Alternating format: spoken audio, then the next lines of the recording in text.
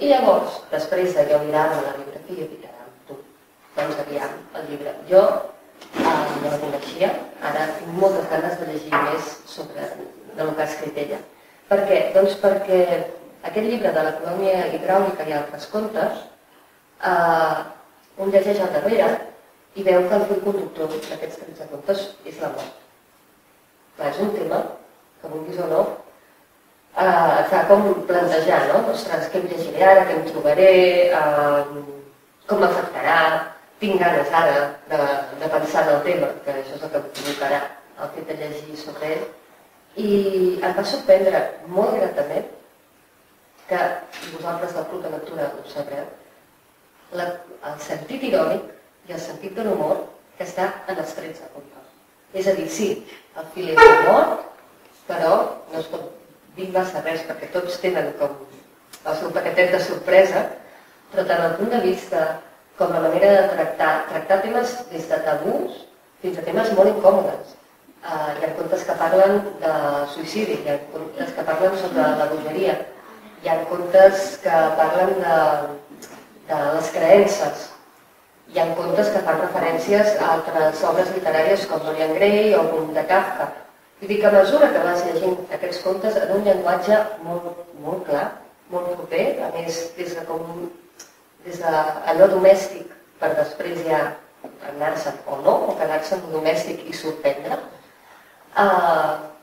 vas veient la mort des de punts de vista que potser ni tan sols t'havies plantejat i en cap moment sents la por de la pròpia mort, que és el que un pensa a la vida, no?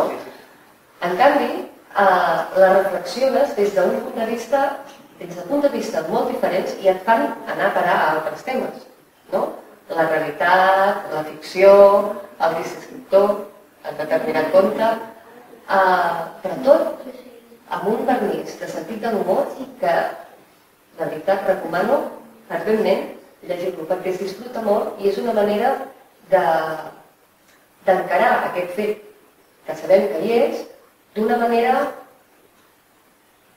dolça però amb un somriure. És a dir, no és dolça i minyonya, no, gens ni mica. És irònica, és punyent, és parlarem malament, amb mala hòstia sovint. El toc macabre és d'aquell de, ostres, sí, és macabre, però no, és que estic com rient i estic davant d'alguna cosa macabra, no? De fet, llegint-lo, hi ha un director de cinema que m'agrada molt, que és David Lynch, que ell deia que la seva teoria és que sota la gespa d'aquestes cases unifamiliars nord-americanes, si l'aixequem, hi ha un món ple de cucs que està en el nostre dia a dia. Doncs, en determinats contes, pensava en aquest, no? En aquesta imatge, en el fet que algo quotidià se'ns transformi de cop per casualitat o per esdevenir en algo molt punyent.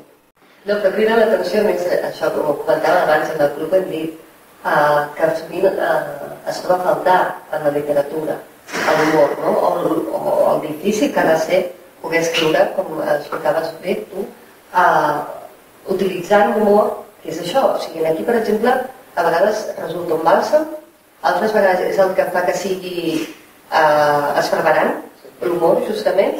Vull dir, és una arma molt carregada i que entenc que és molt complexa, molt d'utilitzar. Sí, i és que, a més, l'humor és tan diferent en cada persona que trobar el punt ideal amb el qual arribes i allò és humor i es manté com a humor és molt complicat. Fins a quin punt aquell humor no passa a ser esperpèntic i aleshores ja perd, no? Una estracanada, aleshores ja perd. El puntet d'ironia que li podies col·locar o els dobles sentits, si passes aquell llindar ja has fracassat. I aleshores aquesta és la part per mi més complicada de l'humor, mantenir-lo sempre en aquell punt, en aquella frontera entre aquí s'ha anat però bueno, encara el mantens, no? Aquell tronc que hi ha entre.